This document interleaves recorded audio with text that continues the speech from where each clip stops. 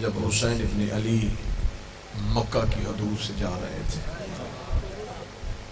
آج کے دن کی اہمیت کو ہم نے کسی صورت میں ختم نہیں ہونے دینا، ہم نے اسے صرف ایک مصائب کی روایت اور واقعہ سمجھ کے نہیں لینا، ہمیں یہ نتیجہ اخذ کرنا ہے آج کہ آخر حسین کے جانے کی وجہ کیا تھی۔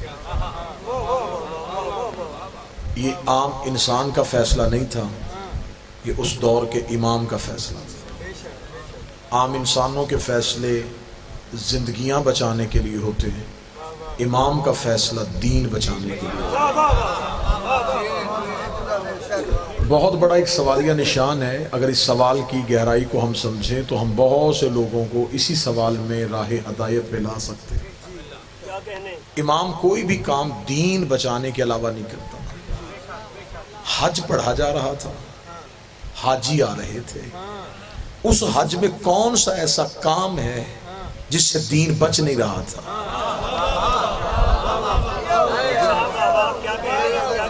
آخر وجہ کیا تھی؟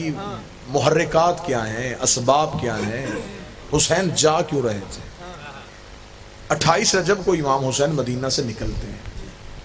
مدینہ سے مکہ کو زیادہ فاصلہ نہیں ہے، امام حسین 3 شعبان یا 2 شعبان کو مکہ میں پہنچ جاتے ہیں۔ شعبان کا پورا مہینہ مکہ میں رہتے ہیں، رمضان پورا مکہ میں رہتے ہیں، شوال رہتے ہیں، ذیقعد رہتے ہیں، ذی الحج کی آج کے دن تک رہتے ہیں۔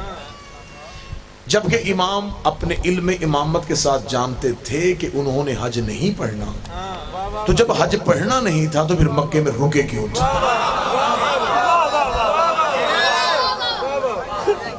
پھر وقوف کی وجہ سمجھ میں آنی چاہیے کہ وجہ کیا تھی۔ میں مثال دے دیتا ہوں، ویسے آئمہ کی یہ مثالیں تشبیہتاً تو غلط ہوتی ہیں، لیکن میں سمجھانے کی نیت سے اسے بغیر تشبیہ کے دینے لگا ہوں۔ میں مجلس کے لیے آ رہا ہوں، مجھے رستے میں پتہ چل جائے کہ مجلس ختم ہو چکی ہے، آخری ذاکر پڑھ چکے ہیں، ماتمداری ہو چکی ہے، میں جہاں تک پہنچا ہوں میں اس سفر کو وہیں روکوں گا اور وہاں سے واپس چلوں گا۔ کوئی مجھے کہے کہ چلیں ٹھیک ہے آپ جائیں تو صحیح، تو میں فوراً کہوں گا جس مقصد کے لیے جانا تھا، جب وہ مقصد ہی پورا نہیں ہو سکتا، مجلس ہی تمام ہو گئی ہے، تو میں کیوں جاؤں؟ جب مجھ جیسا کم علم بغیر مقصد کے سفر نہیں کرتا، تو آخر حضرت امام حسین علیہ السلام نے جو سفر کیا ہے، پھر مکہ میں قیام کیا ہے، پھر مسلسل حج کا انتظار کیا ہے، تو پھر حج پڑھا کیوں نہیں؟ یہاں پر ایک جو المیہ ہے میری قوم کے ساتھ کہ کچھ چیزیں غلط العام ہو جاتی ہیں، پھر انہیں صحیح کرنے کی کوئی ضرورت محسوس نہیں کرتی۔ ایک چیز غلط ہو جاتی ہے نا، جب سے مشہور ہو جاتی ہے، پھر کوئی بندہ اسے ٹھیک ہی نہیں کرتا، وہ کہتے بس غلط ہے تو پھر غلط ہی چلنی چاہیے۔ اب یہاں پر ایک غلط العام ایک چیز جو ہے وہ بیان کی جاتی ہے، امام حسین علیہ السلام نے احرام توڑ دیے۔ یہ لفظ حسین کے شایان شان نہیں ہے، احرام توڑنا ایک عمل کبیح ہے جسے امام سرزد نہیں دے سکتے۔ احرام نہیں توڑے، حج کو عمرے میں تبدیل کر دیا۔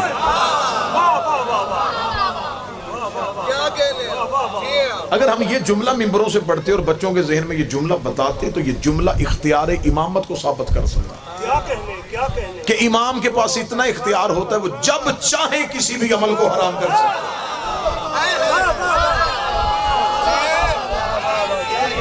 یہ اختیار امام، یہ امام کی طاقت ہے کہ امام جب چاہے کسی بھی واجب عمل کو روک سکتے ہیں۔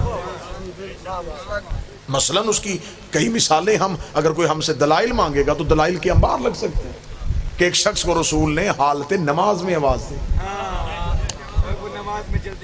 اس نے کہا یا رسول اللہ، جب وہ واپس آیا تو رسول نے کہا میں نے آواز دی تو آیا کیوں نہیں؟ اس نے کہا میں نماز پڑھ رہا تھا۔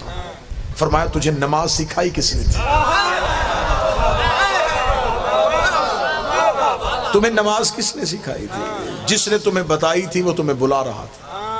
اس نے کہا یا رسول اللہ کیا کرنا چاہیے تھا؟ فرمایا حجت جب بھی بلائے جس بھی حالت میں ہو۔ مولا حسین آپ کو سلامت رکھے، میں سفر حسین شروع کرنے لگا ہوں، وقوف مکہ پڑھنے لگا ہوں۔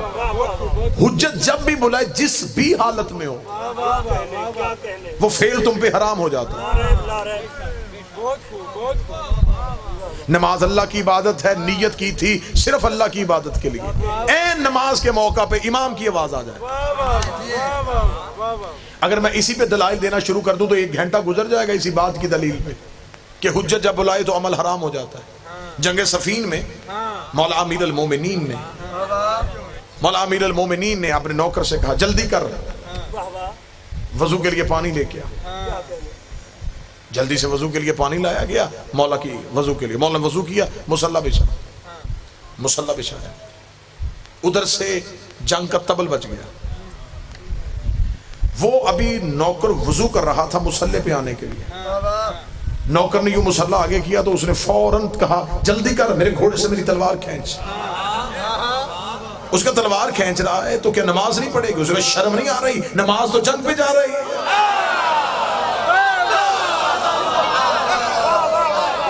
نماز تو جنگ پہ جا رہی ہے۔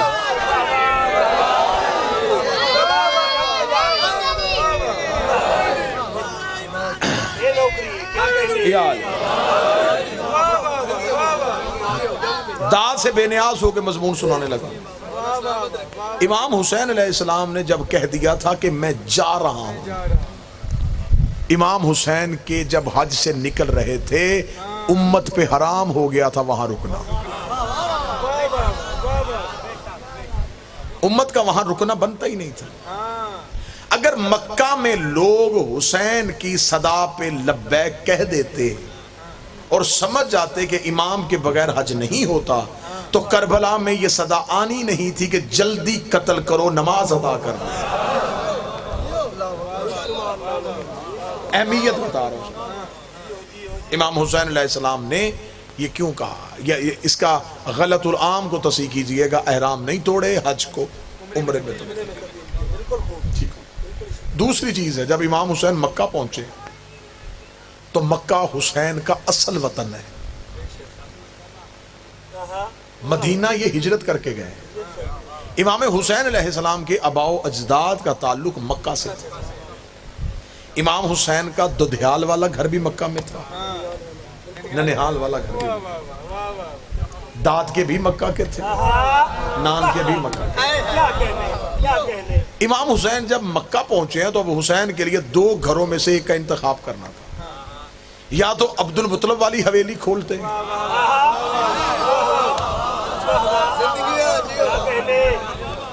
یا اپنی نانی خدیجہ کا محل کھولتے۔ اب دونوں میں سے حسین کا انتخاب کیا ہوا؟ امام حسین نے نانی خدیجہ کا گھر کھولا۔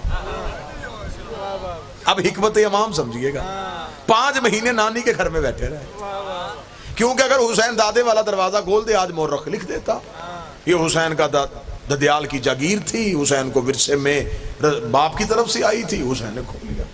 حسین نے باپ والا ورثہ نہیں کھولا۔ کوئی ایک بندہ ہو جو مجھے صدر کی قیمت دے، حسین نے ماں والے ورثے کا دروازہ کھول کے فتح کے چوروں کو جواب دے دیا تھا، اگر زہرا کا حق نہ ہوتا میں ماں والا دروازہ نہ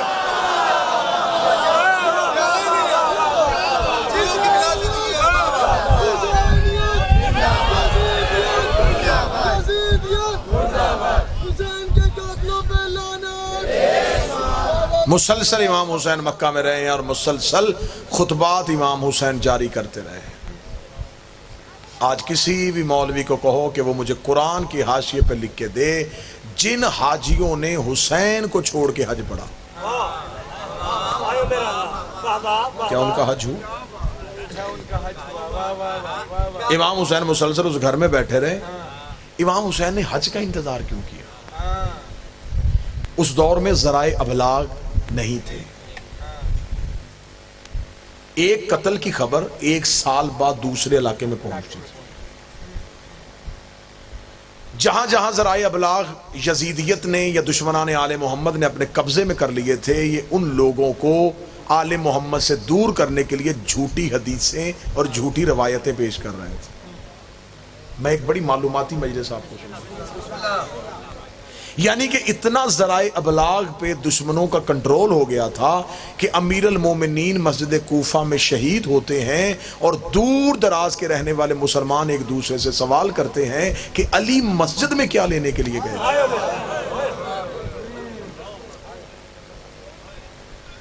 یہ سب کچھ کیوں ہوا؟ یہ غلط حدیثوں کی وجہ سے، یہ جھوٹے راویوں کی وجہ سے کہ جی رسول کے بعد تو خاندان رسول کو اس لیے ممبر سے دور کر دیا گیا ہے کہ وہ تو اب معاذ اللہ ثم معاذ اللہ دین پہ ہے ہی نہیں، لہذا وہ حکومت مانگ رہے تھے، ہم نے ان کو ایک سائڈ پہ کر دیا، حکومت ہم کر رہے ہیں۔ دشمنان آل محمد نے مسلمانوں کے دلوں میں، جن کے دل میں ظاہراً دشمنی نہیں تھی، نفرت بھر دی تھی۔ اب امام حسین علیہ السلام چاہتے تھے کہ کوئی ایسا موقع ہو جہاں ساری امت اکٹھی ہو،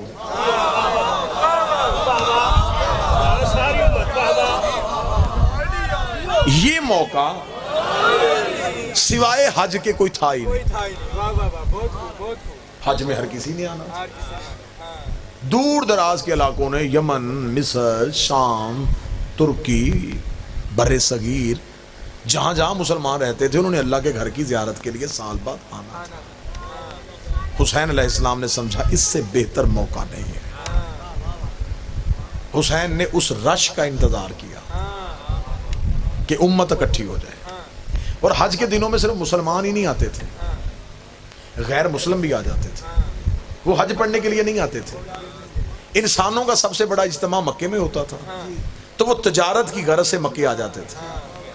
حدود حرم میں داخل نہیں ہو سکتے تھے، کافر پہ پابندی تھی، لہٰذا وہ مکہ سے باہر بیٹھ جاتے، کوئی چادریں بیچ رہا ہوتا، کوئی کھجوریں بیچ رہا ہوتا، کوئی جانور بیچ رہا ہوتا، وہ سمجھتے کہ یہ تجارتی منڈی ہے، یہاں پہ ہم تجارت بھی کر سکتے ہیں۔ ٹھیک ہے، اب یہ حج والا موقع بڑا غنیمت والا موقع تھا، آنے شروع ہو گئے جی، کوئی ادھر سے لشکر، کوئی ادھر سے لوگ آ گئے، کوئی ادھر سے قافلے، ادھر سے قافلے، ادھر سے قافلے، قافلے اکٹھے ہو گئے۔ اللہ کے گھر کا آج والے دن طواف شروع ہو گیا، ادھر اللہ کے گھر کا طواف ہوا، ادھر حسین نانی کا دروازہ کھولا۔ حسین اس شان سے کعبہ کی جانب چلے کہ حسین کے پیچھے حسین کا اپنا لشکر تھا۔ حسین لبیک اللہم لبیک کہہ رہے تھے، اور حسین کے نوکر لبیک یا حسین کہہ رہے تھے۔ مولا حسین ہاتھوں کو سلام، حسین اس شان، اس سج دھج کے ساتھ لبیک یا حسین، لبیک یا حسین، لبیک یا حسین، لبیک یا حسین۔ حسین اس شان سے حدود حرم میں داخل ہوئے۔ جو ہی حدود حرم میں داخل ہوئے، ذہنوں میں نقشہ بن رہا ہے جی، تصویر ذہنوں میں لے کے آئیے گا۔ خطابت یہ لفظ نہیں ہوتے، خطابت کا کام ہوتا ہے نقش نگاری کرنا، تصویر آپ کے ذہنوں میں بنانا۔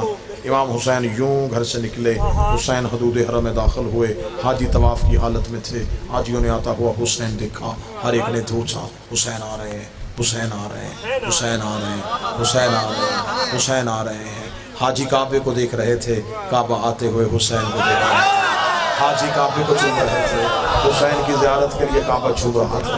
حسین چلتے چلتے طواف کعبہ میں مشغول ہوئے، طواف کعبہ میں مشغول ہوتے ہوتے اب حسین نے حجت کا اختیار دکھانا تھا۔ حسین نے طواف شروع کرنے سے پہلے دائیں طرف ابو الفضل عباس کو دیکھا، عباس کو صرف دیکھا، حسین نے کہا کچھ نہیں۔ عباس نے ساتھیوں سے کہا حسین کہہ رہا ہے عمرے کی نیت کر لو، حسین چاہ رہا ہے عمرے کی نیت کر لو۔ عباس حسین کے لفظوں کے پابند نہیں تھے، عباس مزاج امامت کو سمجھتے تھے، عباس حسین کے ابرو کے اشارے کو سمجھتے تھے۔ اتنا کہنا تھا، حسین کے ساتھیوں نے عمرے کی نیت کر لی، حسین نے طواف مکمل کیا۔ طواف مکمل کرنے کے بعد حسین طواف سے نکلے، طواف سے حسین کا نکلنا تھا۔ اب کعبہ میں ہلچل مچ گئے، حدود حرم میں حاجی پریشان ہو گئے، یہ حسین نے کیا کیا؟ حسین کعبہ سے کیوں جا رہے ہیں؟ حسین کیوں جا رہے ہیں؟ فرزند رسول کیوں جا رہے ہیں؟ رسول کا بیٹا کہاں جا رہا ہے؟ ایک حاجیوں کی کثیر تعداد حسین کے پیچھے چلنا شروع ہوئی۔ حسین حدود حرم سے باہر نکلے، حسین کے نوکر نے حسین کا گھوڑا حسین کے آگے کیا، حسین سواری کی پشت پہ آئے، حسین کے گھوڑے نے چلنا شروع کیا، پیچھے پیچھے حسین کا لشکر، پیچھے پیچھے وہ حاجی۔ حسین کہاں جا رہے ہیں؟ حسین کہاں جا رہے ہیں؟ حسین کہاں جا رہے ہیں؟ حسین چلتے چلتے اپنی سواری کو اس مقام پہ لے آئے جہاں پہ رسول نے پلانوں کا ممبر بنا کے علی کی ولایت کا اعلان کیا تھا۔ وہاں کے حسین نے اپنی سواری کو روک لیا، حسین نے سواری کو روکا، حسین پشت زین پہ آئے، حسین نے آ کے پیچھے مڑ کے حاجیوں کے اجتماع کی طرف دیکھا۔ حسین نے کہا میرے پیچھے کیوں آ رہے ہو؟ بیعت یزید کی ہے، آج میرے پیچھے بڑھنا چاہتے ہو؟ بیعت یزید شادی کی ہے, حج میرے پیچھے پڑنا چاہ رہے ہو, کس بات کی مجبوری ہے؟ جس کی بیعت کی ہے جاؤ اسے کہو تمہیں حج پڑھ کے دکھائے. حسین نے کہا واپس پلٹو, میرے پیچھے کیوں آ رہے ہو, میرے پیچھے کیوں آ رہے ہو؟ انہیں کہا حسین اگر تو چلا گیا تو ہم عبادت کیسے کریں گے؟ یہ جملہ حسین نے تاریخ میں لکھوانا تھا کہ جس عبادت سے ہم چلے جائیں پیچھے اللہ عبادت قبول ہی نہیں.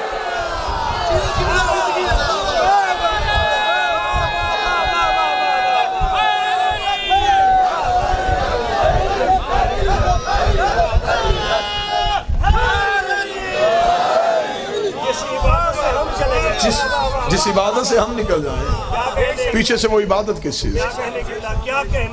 حسین حدود حرم سے نکل رہے. اب ایک منفی پراپیگنڈا جو حسین کے لیے وہاں پہ ہونا تھا وہ یہ تھا, دیکھا ہم نے کہا نہیں یہ اہل بیت ہر کام میں حکومت مانگتے, یہ دیکھے جی اللہ کے گھر کا حج چھوڑ دیا صرف اس بات سے کہ مجھے حکومت نہیں دی گئی. یہ پراپیگنڈا ہونے والا تھا. یا حسین نے عباس کو حکم دیا, عباس سیدھے کعبے کی چھت پہ چلے گئے. باپ نے پلانوں کا ممبر بنایا تھا, عباس نے کعبے کو ممبر بنا لیا. عباس کعبے کی پشت پہ چلے گئے, کعبے کی عزت اور بڑھ گئی.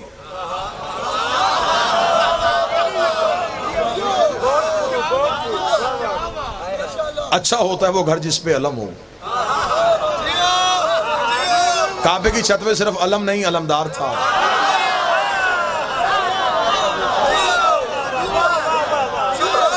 عباس کے آنے کی وجہ سے کعبہ سج گیا. عباس کعبے کی چھت پہ آ کے کھڑے, چھت پہ. لفظ تبدیل کرتا ہوں, ملتان ایک بہت ادب سننے والی نگری ہے. عباس کا کعبے کی چھت پہ آنا تھا, کعبے کی چھت غازی کے تلوے چوم رہی تھی.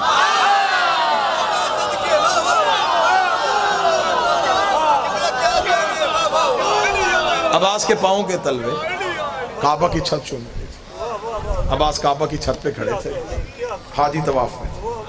نقشہ بن جائے گا, لطف اتنا آئے گا, رات تک ٹھنڈک محسوس ہوگی سینے میں. حاجی طواف میں, درمیان میں کعبہ, چھت پہ عباس, دور حسین. دور حسین کھڑے عباس کو دیکھ رہے تھے. حسین کی کرسی لگ چکی تھی, حسین عباس کو دیکھ رہے تھے. حاجی کعبے کو دیکھ رہے تھے, کعبہ عباس کو دیکھ رہا تھا, عباس حسین کو دیکھ رہا تھا. ہاتھ نہیں اٹھے تو اگلی سطر کہتے جس کی جہاں عبادت ہو رہی تھی وہ کر رہا. مولا حسین ان ہاتھوں کو سلامت رکھے. جس کی جہاں عبادت ہو رہی تھی وہ اپنی اپنی عبادت کر رہا تھا. یوں حاجی طواف کی حالت میں تھے, حاجی طواف کی حالت میں, اور سخی عباس کعبہ کی چھت پہ. حسین نے آنکھ کا اشارہ دیا, آنکھ کا اشارہ دیکھنا تھا. عباس نے خطبہ شروع کیا. سخی عباس نے خطبہ شروع کیا تو آپ سمجھیں گے یہاں اتنے لوگ شور کر رہے ہوں, بول رہے ہوں, وہاں ایک بندہ بولے تو آواز کون سنے؟ کعبے کے طواف خاموش ہو کے نہیں ہوتا. کعبے کا طواف کرتے ہوئے آپ کو ایک تسبیح پڑھنی پڑتی ہے اور وہ اونچی آواز میں پڑھنی ہے. یہاں اونچی آواز میں تسبیح پڑھی جا رہی تھی اور عباس کعبے کی چھت پہ کھڑے تھے. کعبے کی چھت پہ کھڑے عباس نے خطبہ جاری کیا. اتنی خاموشی ہو گئی کہ دلوں کی دھڑکن کانوں میں سن رہے ہیں.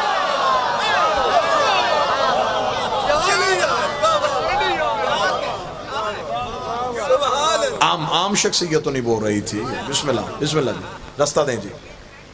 درود سارے حضرات مل کے بلند آواز سے پڑھے اللہم صلی اللہ محمد. بسم اللہ سے حضور خیریت. بسم اللہ جی. سخی عباس بول رہے تھے, اون شاہ جی تشریف لے آئے, بس بات ختم ہو گئی. عباس بول رہے تھے یوں گلبائی ہو کالم, خاموشی, سناٹا. عباس نے کعبے کی چھت پہ کھڑے ہو کے یوں حاجیوں کے اجتماع کی طرف دیکھا, حسین کی طرف دیکھا. عباس کی آواز الحمدللہ, 3 اشارے کیے, تینوں اشاروں پہ زندگی قربان. عباس نے کہا الحمدللہ الذی شرف ھذا بیتی بقدوم ابی. تعریف اس اللہ کی جس نے اس گھر کو اس کے بابے کے قدموں کی وجہ سے.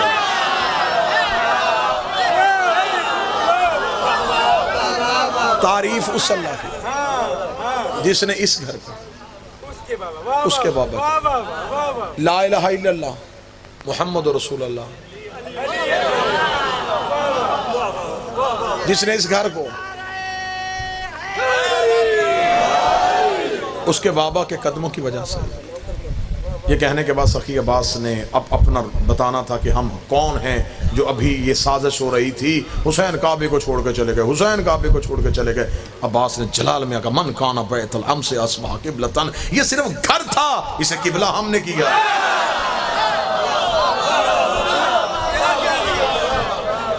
گھروں کے طواف تو نہیں ہوتے نا، کمروں کی طرف منہ کر کے تو سجدہ نہیں ہوتا۔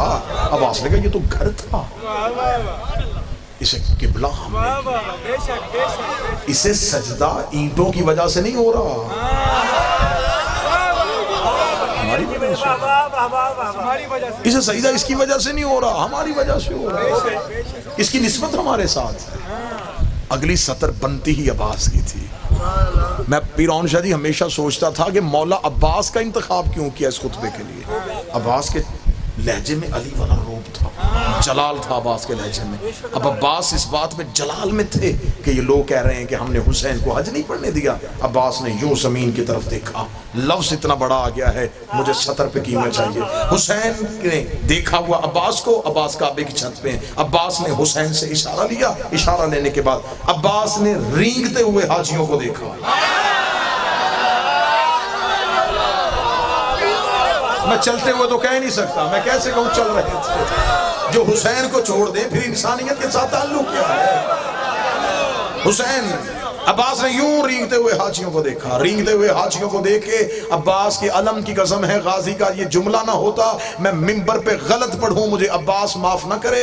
عباس نے یوں رینگتے ہوئے حاجیوں کو دیکھا ایھا الکافرۃ والفاجرہ، او کافر ہو، اے فاجر ہو، اے کافر ہو، او فاجر ہو، کافر ہو، فاجر ہو۔ سخی عباس آپ کن سے کافر کہہ رہے ہیں؟ ان کے بدن پہ احرام ہے، ان کے چہرے پہ داڑیاں ہیں، یہ غسل کر کے آئے ہیں، یہ وضو کر کے آئے ہیں، یہ لبیک اللہم لبیک کہہ رہے ہیں، یہ تو اللہ کے گھر کا حج کرنے آئے ہیں، اور تو نے کعبے کی چھت پہ انہیں کافر کہہ دیا ہے۔ عباس کا کافر کہہ کے زمانے کو بتا دیا ہے جن کے دین سے حسین نکل جائے وہ اللہ کے گھر میں بھی کافر ہوتا ہے۔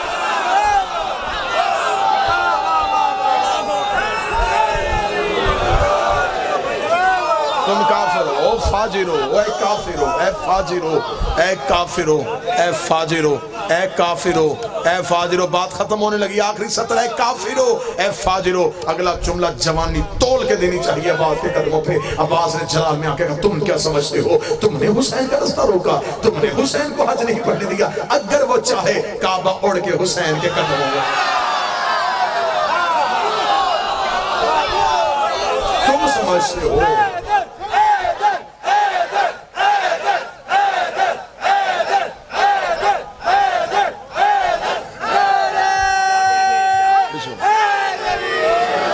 سمجھتے ہو کہ تم نے حج نہیں پڑھنے دیا، اگر وہ چاہے کعبہ اڑ کے حسین کا طواف کرے۔ عباس جلال میں تھے نا، عباس نے بھی اتنا کہا اگر وہ چاہے۔ کعبے کی دیواریں ہلنی شروع ہوئی، کعبے کی دیواروں کو ہلتا ہوا حسین نے دیکھا، حسین نے کرسی چھوڑی، حسین تیز قدموں سے چلے، دیوار پہ ہاتھ رکھ، رک جا تجھے بچانے تو میں جا رہا، تجھے بچانے تو میں جا رہا۔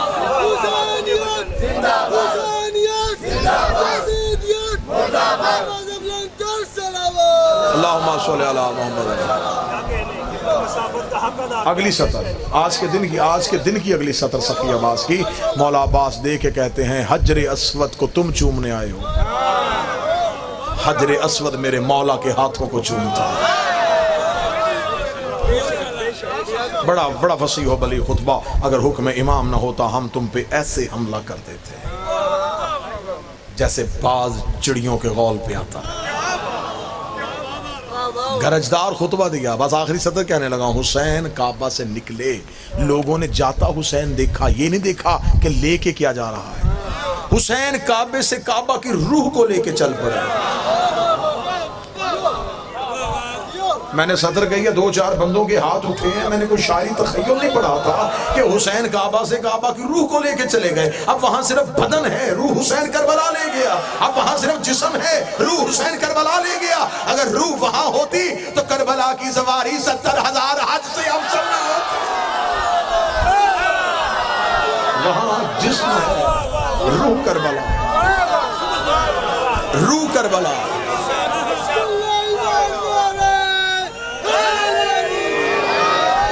کعبہ بدن ہے، روح کربلا ہے۔ اگر روح کربلا نہ ہوتی تو حسین کی زری پہ نہ لکھا ہوتا من زار الحسین فقط زار اللہ، جس نے حسین کی زیارت کی، حسین کی نہیں اللہ کی زیارت۔ بات عرفانی ماحول میں آ گئی ہے تو اگلا جملہ پورا مجمع خاموش ہو، سیدزادے سے دعا لینے لگا ہوں۔ حسین کعبہ سے کعبہ کی روح کو لے کے چلے گئے۔ آخری امام نے کربلا سے مکہ زیارت کے لیے نہیں آنا، روح واپس پلٹانے گیا۔ کعبہ اب بدن کی صورت میں کھڑا ہے۔ حاجی بدن کے طواف کو جاتے ہیں، زائر روح کے طواف کو جاتے ہیں۔ بدن کے طواف کے لیے صرف امیر جاتے ہیں، وہاں کوئی شرط نہیں ہے، کوئی بھی جائے۔ حسین کربلا میں چن کے بلاتا ہے۔ حسین حدود مکہ سے نکل رہے تھے اور روتے ہوئے کعبے کو حسین دیکھ رہے، کعبے کے غلاف سے لپٹ کے حسین نے ایک جملہ کہا، آج کے دن کا جملہ ہے، اس جملے پہ آج اتنا رو لینا، یہ آج کے دن کا جملہ ہے۔ حسین نے کعبے کے غلاف سے لپٹ کے رو کے کہا، اگر مجھے زینب کے برقعے کا خوف ہے۔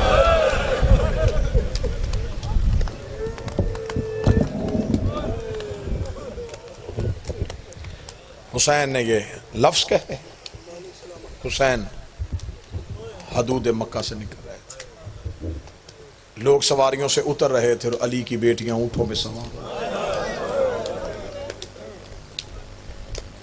کعبہ اداس ہو گیا، کربلا بے چین ہو گئے۔ شہر کا مالک شہر سے جا رہا تھا، مسافر سے اس کا دوسرا وطن بھی چھڑوا دیا گیا۔ بڑا مشکل ہوتا ہے وہ شہر چھوڑنا جہاں اپنوں کی قبریں ہوں۔ سادات و غیر سادات سے معافی مانگ کے مصائب کی دنیا کا بہت عمدہ لہجہ جن کو سیدان نے نسلوں میں ذکر حسین ودیت کیا ہے، وہ آپ کو جی بھر کے مصائب کے قرآن سے آیتیں پڑھ پڑھ کے سنائیں گے۔ روتے ہوئے قبر رسول سے اٹھ کے حسین گھر میں آئے، دروازے پہ ہاتھ رکھا، اندر سے ماں کی شکل والی بہن اٹھی، حسین کے گلے میں باہیں ڈال کے کہتی، پہلے بتا نانے کی قبر پہ رویا کیوں تھا؟ حسین نے رو کے جو جملہ کہا، حسین رو کے کہتے، آج میرا حسن ہوتا، میں حسن سے کوئی مشورہ کرتا۔ بھائی کی داڑھی چوم کے کہتی، نہ رو، حسن بھی میں ہوں، علی بھی میں ہوں، بطول بھی میں ہوں، جو مشورہ کرنا مجھ سے کر، میں شریکت الحسین ہوں۔ میں نے ماں کے پہلو میں پٹیاں باندھی ہیں، میں نے بابے کے سر پہ پٹیاں باندھی ہیں، میں نے حسن کے جنازے سے تیر کھینچے۔ حسین جو مشورہ کرنا مجھ سے کر۔ حسین تڑپ کے کہتے ہیں، عالیہ پھر مشورہ تو یہی ہے، محاذ دو ہیں، میں اکیلا ہوں، میں کربلا میں جاؤں تو شام فتح نہیں ہوتی ہے، میں شام جاؤں کربلا فتح نہیں ہوتی۔ جہاں جہاں سید بیٹھے اگلے جملے پہ ہائے نکلے گی، بھائی کی داڑھی چوم کے کہتی ہے، ان میں سے مشکل کون سا؟ حسین رو کہتے، شام کے لوگ بڑے کمینے ہیں۔ تڑپ کے کہتی، کربلا تو سو جانا، شام تیری زینب چاہیے۔ تڑپ کے حسین نے رو کے کہا، عالیہ شام کا مزاج تیرے لائق نہیں، شام کے لوگ بڑے کمینے ہیں، یہ نبیوں سے فتح نہیں ہوا۔ تڑپ کے کہتی، نہ رو، میں علی کی بیٹی ہوں، تب تک اٹھوں گی نہیں جب تک یہ نعرہ نہ لگ جائے، حسین حق پہ تھا۔ عالیہ شکریہ، یہ کہنے کے بعد حسین کی آنکھ سے پھر آنسو آیا، اپنی چادر سے حسین کا آنسو صاف کیا، رو کہتی، اب کون سا درد ہے؟ حسین رو کے کہتے، فوج ایک ہے، محاذ دو۔ فوج کربلا میں لڑاؤں یا شام میں لڑاؤں؟ رو کے کہنے لگی، میں جنت اور دوزخ تقسیم کرنے والے کی بیٹی ہوں، اگر تو کہے فوج میں تقسیم کروں، کیسے تقسیم کرے گی؟ رو کہتی، رقیہ مجھے دے دے، عباس تو دے دے، لیلہ مجھے دے دے، اکبر تو رکھ لے، فروہ مجھے دے دے، قاسم تو رکھ لے۔ حسین میں تڑپ کے رو کے تیری ایک منت کرتی ہوں، اگر ہو سکے ایک سجاد مجھے دے دے، مجھے شام کی گلیوں میں تیری یاد آئے، میں تیرے لال کا چہرہ۔ حسین فوج تقسیم کرتے ہیں، فوج تقسیم ہو گئی۔ فوج تقسیم ہونے کے بعد حسین اٹھے، رو کے آواز آئی، حق ادا کر دیا تو نے شریکت الحسین ہونے کا۔ مولا حسین کا قدم حجرہ عالیہ سے باہر گیا، دوسرا قدم اٹھنے سے پہلے حسین رک گئے، کاندھے پہ ہاتھ رکھ کے تھی اب کیوں رکا؟ رو کے کہتا ایک تکلیف اور ہے، ایک مشکل اور ہے۔ مشکل بتا، میں مشکل کشا کی بیٹی ہوں۔ جو غازی کے نوکر بیٹھے ہو ہائے کہنا، حسین رو کہتے عباس کو کون سمجھائے گا؟ اتنا جملہ کہنا، رو کے کہتی ہے یہیں پر رکا، مفزا غازی میرے دروازے پہ بولا، روتا ہوا عباس عالیہ کے دروازے پہ آیا، بی بی رو کہتی پہلی اور آخری بار کہہ رہی ہوں، جو حسین کہتا جائے وہ کرتا ہے۔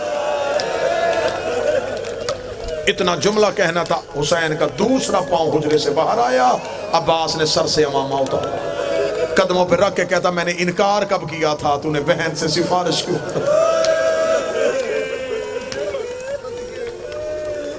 فہرست مکمل ہو گئی۔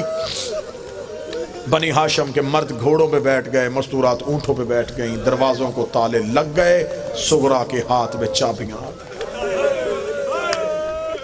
2 منٹ بعد میں منبر چھوڑنے لگا ہوں، بالکل تھوڑے دنوں بعد محرم ہے، پھر محرم کے بعد سفر۔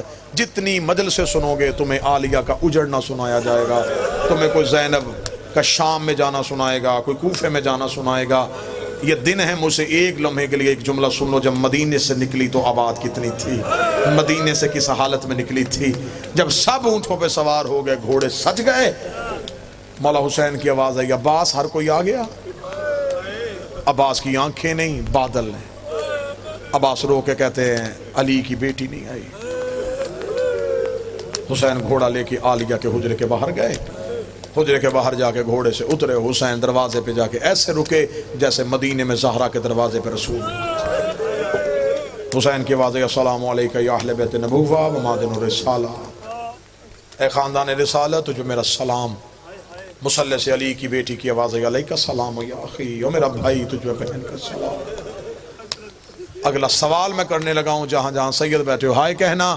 حسین کی آواز ہے زینب کہے تو قافلہ لے کے چلیں، زینب رو کے کہتی اگر تو کہے تو میں باہر آؤں۔ باہر آنے کا نام آنا تھا، حسین رو کہتا مجبوری نہ ہوتی تیرا پاؤں بھی بازار میں نہ آنے، مجبوری بن گئی ہے، دین الہیہ بچانا ہے، ولایت بابے کی بچانی ہے، نبوت نانے کی بچانی ہے۔ رو کے کہتی تو نہ گھبرا، میں گھر سے باہر آ رہی ہوں۔ بی بی نے اپنے حجرے کا پردہ اٹھایا، سر سے لے کے پاؤں تک چادر تطہیر میں لپٹی ہوئی، علی کی بیٹی حجرے سے باہر آئی، بی بی نے اپنا دائیں ہاتھ آگے کیا، اکبر نے بڑھ کے آگے پھوپھی کے ہاتھ میں ہاتھ رکھا، بی بی نے سورہ مزمل کی تلاوت شروع کی۔ ادھر سے بی بی کا بائیں ہاتھ آیا، ادھر سے حسن کا قاسم دوڑ کے آیا، بی بی کا دوسرا قدم صحن پہ آیا تھا، اونو محمد نے سروں سے امامے اتارے، ماں کے قدموں کے نشان مٹانے شروع کیے، آگے آگے علموں والا عباس تھا، سر سے امامہ اتار گیا، آل حجاب آل حجاب آل حجاب، پروازیں بند کرو۔ علی کی بیٹی گھر سے باہر آ گئی، محمد کی بیٹیاں گھر سے باہر آ گئی، ابھی زہرا کی حویلی کا دروازہ نہیں آیا۔ زینب رو کے کہتی ہے حسین کتنا چلنا ہے، میں تھک گئی ہوں۔ آواز آئی ابھی تھک گئی، شام کے بازار، کوفے کی گلیاں، شرابیوں کے مجمع،